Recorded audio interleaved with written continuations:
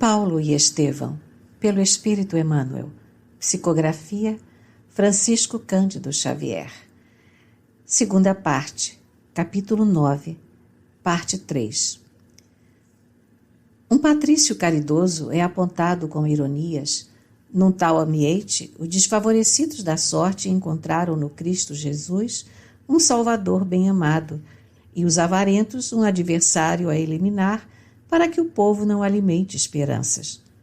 Examinada essa circunstância, podemos imaginar o progresso da doutrina cristã entre os aflitos e pobres, tendo-se em vista que Roma sempre foi um enorme carro de triunfo mundano, que segue com os verdugos autoritários e tirânicos na boleia, cercado de multidões famintas que vão apanhando as migalhas de sobejo. As primeiras pregações cristãs passaram despercebidas, mas, quando a massa popular demonstrou entender o elevado alcance da nova doutrina, começaram as lutas acerbas. De culto livre e suas manifestações, o cristianismo passou a ser rigorosamente fiscalizado. Dizia-se que nossas células eram originárias de feitiçarias e sortilégios.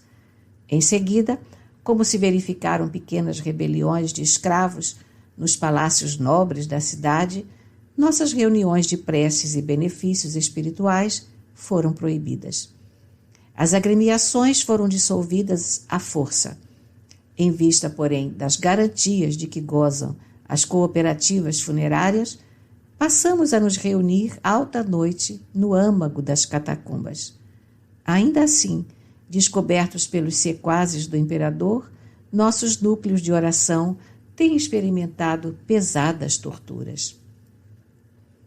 É horrível tudo isso, exclamou o centurião compungido, e o que admira é haver funcionários dispostos a executar determinações tão injustas. Apolodoro sorriu e acentuou: a tirania contemporânea tudo justifica. Não levais vós mesmo um apóstolo prisioneiro? Entretanto, reconheço que sois dele um grande amigo. A comparação do velho e arguto observador fez empalidecer ligeiramente o centurião. Sim, murmurava ele, tentando explicar-se. Paulo de Tarso, todavia, reconhecendo a posição e o embaraço do amigo, acudiu esclarecendo. Mas a verdade é que não fui encarcerado por malvadez ou inópia dos romanos, desconhecedores de Jesus Cristo, mas por meus próprios irmãos de raça. Aliás, tanto em Jerusalém como em Cesareia, encontrei a mais sincera boa vontade dos prepostos do império. Em tudo isso, amigos, preponderam as injunções do serviço do Mestre. Para o êxito indispensável dos seus esforços remissores, os discípulos não poderão caminhar no mundo sem as marcas da cruz. Os interlocutores entreolharam-se satisfeitos. A explicação do apóstolo vinha elucidar completamente o problema. O grupo numeroso alcançou Alba Longa, onde novo contingente de cavaleiros esperava o valoroso missionário. Daí até Roma, a caravana moveu-se mais vagarosa, experimentando sublimadas sensações de alegria. Paulo de Tarso, muito sensibilizado, admirava a beleza singular das paisagens desdobradas ao longo da Via Ápia. Mais alguns minutos e os viajores atingiam a Porta Capena, onde centenas de mulheres e crianças aguardavam o apóstolo. Era um quadro comovente. O cortejo parou para que os amigos o abraçassem. Eminentemente emocionado, o centurião acompanhou a cena inesquecível, contemplando anciães de cabelos nevados, osculando as mãos de Paulo com infinito carinho. O apóstolo, enlevado naquelas explosões de afeto, não sabia se havia de contemplar os panoramas prodigiosos da cidade das 7 colinas, se paralisar o curso das emoções para prosternar-se em espírito num preito justo de reconhecimento a Jesus. Obedecendo às ponderações amigas de Apolodoro, o grupo dispersou-se. Roma inteira banhava-se suavemente no crepúsculo de opalas. Brisas cariciosas sopravam de longe, balsamizando a tarde quente. Considerando que Paulo precisava de repouso, o centurião resolveu passar a noite numa hospedaria e apresentar-se com os prisioneiros no dia imediato ao quartel dos pretorianos, depois de refeitos da longa e exaustiva viagem. Somente na manhã seguinte compareceu perante as autoridades competentes, apresentando os acusados. Feliz expediente aquele, porque o ex-rabino sentia-se perfeitamente reconfortado. Na véspera, Lucas, Timóteo e Aristarco separaram-se dele, a fim de se instalarem na companhia dos irmãos de Ideal até poderem fixar a sua posição. O centurião de Cesareia encontrou no quartel da Via Nomentana altos funcionários que podiam perfeitamente atendê-lo com referência ao assunto que o trazia à capital do império. Mas fez questão de esperar o general Burrus, amigo pessoal do imperador e conhecido por suas tradições de honestidade, no intuito de esclarecer o caso do apóstolo. O general o atendeu com presteza e solicitude e ficou suficientemente informado da causa do ex-rabino, tanto quanto dos seus antecedentes pessoais e das lutas e sacrifícios que vinha amargurando. Prometeu estudar o caso com maior interesse, depois de guardar solícito os pergaminhos remetidos pela justiça de Cesareia. Na presença do apóstolo, afirmou ao centurião que, caso os documentos provassem a cidadania romana do acusado, ele poderia gozar das vantagens da custódia libera, passando a viver fora do cárcere, apenas acompanhado por um guarda, até que a magnanimidade de César decidisse o seu recurso. Paulo foi recolhido à prisão com os demais companheiros como medida preliminar ao exame da documentação trazida. Júlio despediu-se comovido, os guardas abraçaram o ex-rabino contristados e respeitosos. Os altos funcionários do quartel acompanharam a cena com indisfarçável surpresa. Prisioneiro algum havia entrado ali, até então, com tamanhas manifestações de carinho e apreço. Depois de uma semana, em que lhe fora permitido o contato permanente com Lucas, Aristarco e Timóteo, o apóstolo recebia ordem para fixar residência nas proximidades da prisão, privilégio conferido pelos seus títulos, embora obrigado a permanecer sob as vistas de um guarda policial até que o seu recurso fosse definitivamente julgado. Auxiliado pelos confrades da cidade, Lucas alugou um aposento humilde na Via Nomentana, para lá se transferindo o valoroso pregador do Evangelho, cheio de coragem e confiança em Deus.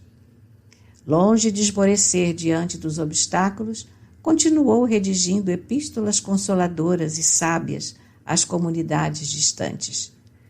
No segundo dia de sua nova instalação, recomendou aos 3 companheiros procurassem trabalho para não serem pesados aos irmãos, explicando que ele, Paulo, viveria do pão dos encarcerados, como era justo, até que César pudesse atender ao seu apelo. Assim o fez de fato, e diariamente lá se ia às grades do calabouço, onde tomava a sua ração alimentar. Aproveitava então essas horas de convivência com os celerados ou com as vítimas da maldade humana para pregar as verdades confortadoras do reino, ainda que algemados. Todos o ouviam em deslumbramento espiritual, jubilosos com a notícia de que não se encontravam desamparados pelo Salvador. Eram criminosos do Esquilino, bandidos das regiões provincianas, malfeitores da Suburra, servos ladrões entregues à justiça pelos senhores para a necessária regeneração e pobres perseguidos pelo despotismo da época que sofriam a terrível influência dos vícios da administração. A palavra de Paulo de Tarso atuava como bálsamo de santas consolações. Os prisioneiros ganhavam novas esperanças e muitos se converteram ao Evangelho, como Onésimo, o escravo regenerado que passou a história do cristianismo na carinhosa epístola a Filémon. No terceiro dia da nova situação, Paulo de Tarso chamou os amigos para resolver determinados empreendimentos que julgava indispensáveis. Encareceu a diligência de um entendimento com os israelitas. Precisava transmitir-lhes as claridades da boa nova.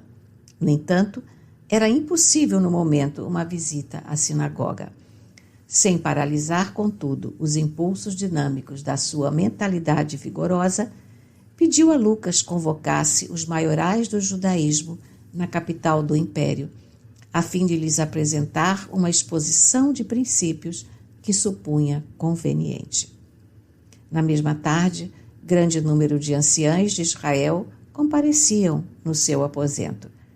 Paulo de Tarso expõe as notícias generosas do reino de Deus, esclarece a sua posição, refere-se às preciosidades do Evangelho. Os ouvintes mostram-se algo interessados, mas, ciosos de suas tradições, acabam tomando atitude reservada e duvidosa. Quando terminou a oração entusiástica, o rabi Menandro exclamou em nome dos demais: Vossa palavra merece nossa melhor consideração. Entretanto, amigo, ainda não recebemos nenhuma notícia da Judéia a vosso respeito. Temos, todavia, algum conhecimento desse Jesus a quem vos referis com ternura e veneração. Fala-se dele em Roma como de um revolucionário criminoso que mereceu o suplício reservado aos ladrões e malfeitores em Jerusalém. Sua doutrina é a vida por contrária à essência da lei de Moisés. Sem embargo, desejamos sinceramente ouvir-vos sobre o novo profeta, com a calma necessária. Por outro lado, é justo que não sejamos nós apenas os ouvintes dessas notícias singulares. Convém que vossos conceitos sejam dirigidos à maioria dos nossos irmãos, a fim de que os julgamentos isolados não prejudiquem os interesses do conjunto. Paulo de Tarso percebeu a sutileza da observação e pediu que marcassem o dia da pregação a uma assembleia maior, alvitre esse que foi recebido pelos velhos judeus com justo interesse. No dia aprazado, vasta aglomeração de israelitas comprimia-se e desbordava do quarto humilde onde o ex-rabino montara a nova tenda de trabalhos evangélicos. Ele pregou a lição da Boa Nova e explicou pacientemente a missão gloriosa de Jesus, desde a manhã até a tarde.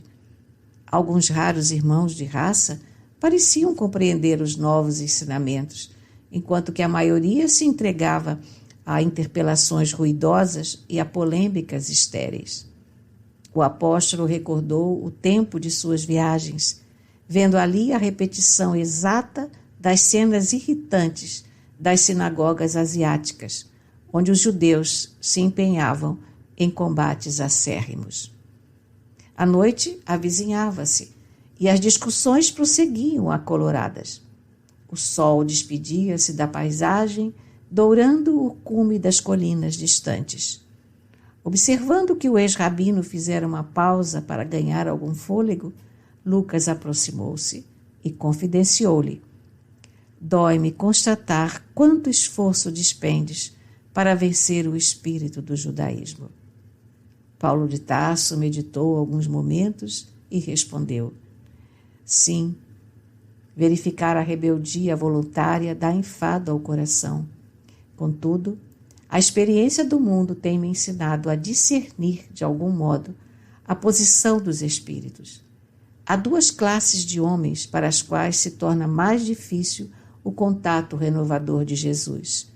A primeira é a que vi em Atenas e se constitui dos homens envenenados pela falaciosa ciência da terra. Homens que se cristalizam numa superioridade imaginária e muito presumem de si mesmos.